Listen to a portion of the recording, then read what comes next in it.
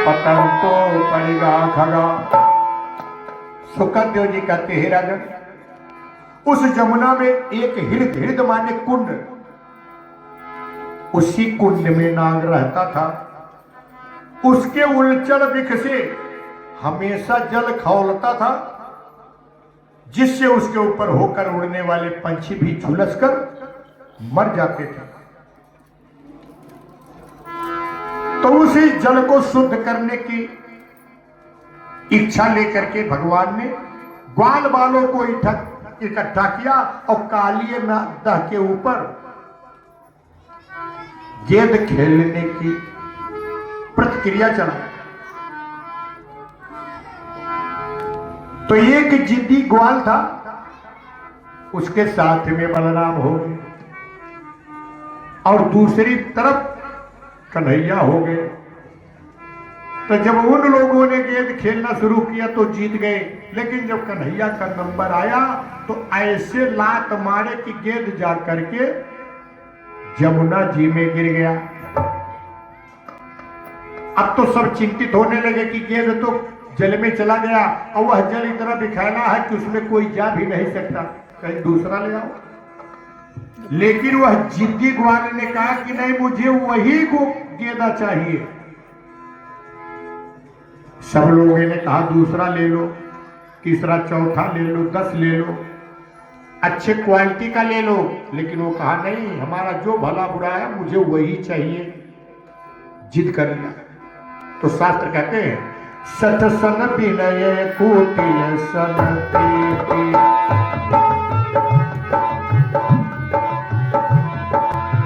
सत सन विनय कुटिल सन प्रीति, सत सन विनय। अगर जो न माने ज्यादा नहीं बनाना चाहिए, क्योंकि सत से विनय और कुटिल से प्रीत कभी नहीं करना चाहिए, ये मृता जाता है, वो भाव को नहीं समझता। सत सन विनय कुटिल सन प्रीति, जस कृपाण सो दर्यस नीति, जस कृपाण सो दर्यस नीति।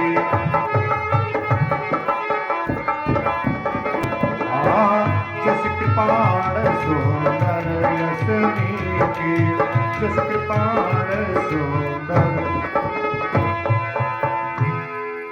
अब तो हाहाकार मच गया कि मान नहीं रहा है। तो पहला हाहाकार यहां हुआ और भगवान माने नहीं, एक कदम पर चढ़ गए, कूद गए काली रहने, चले गए नाग लोग। अब दूसरा हाहाकार हो गया। और जब लड़ाई वहां छिड़ गई अंदर, भगवान ने जाके एक एड़ा उसके कमर में मारी तो वो 1000 फन से भगवान को देखा। तो देखा ये बाल और ऐसा प्रहार किया कि मैं इतना शक्तिशाली होकर के भी सह नहीं पाया। तो भगवान को पूंछ में जकड़ लिया। भगवान बड़े फुर्ती से पूंछ से निकल गए और उसके मस्तक पर चढ़ गए।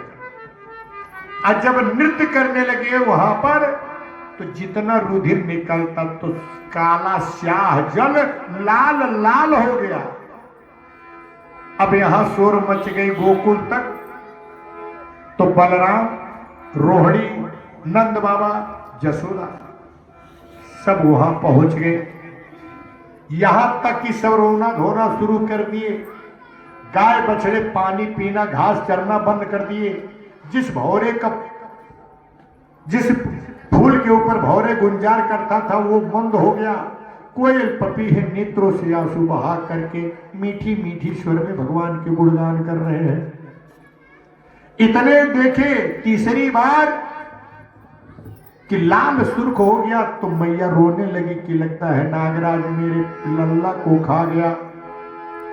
तो रोने लगी, विलाप करने लगी कि नदी नाले न जाओ श्याम पैया पड़ो।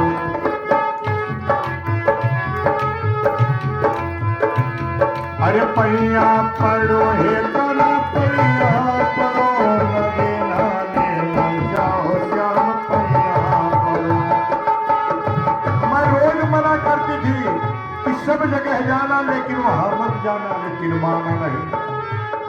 और कहा करती थी नदी नाले जइयो तो पे करियो नगे नगे जइयो तो जई पे करियो बीच धारा न जायो श्याम पैया परो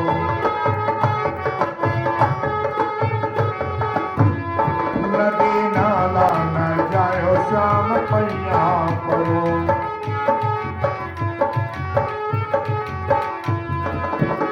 काली दह जइयो तो जई पे करियो काली दह जइए तो जई पे करियो नाग नागिन न छेड़ो श्याम पैया परो नाग नागिन न छेड़ो श्याम पैया परो नदी नाले न जाओ श्याम पैया। जसोदा जी ने कहा कि बहुत समझाया माना नहीं और इतना ही समझाया नाग नागिन छेड़ो तो छेड़े पे करियो नाग नागिन छेड़ो तो छेड़े पे करियो उसके फन पर ना नाचो श्याम पैया परो उसके